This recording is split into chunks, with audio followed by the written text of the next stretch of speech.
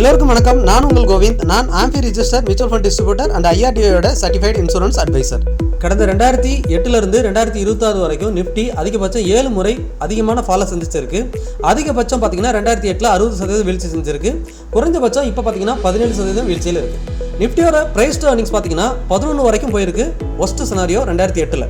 அதுக்கப்புறம் 2013 15 price to earnings வரைக்கும் போயிருக்கு. 2016 பிரைஸ் டு earnings 19 வரைக்கும் போயிருக்கு. 2020 கோவிட் ஃபாலில் பிரைஸ் டு earnings 17 வரைக்கும் போயிருக்கு.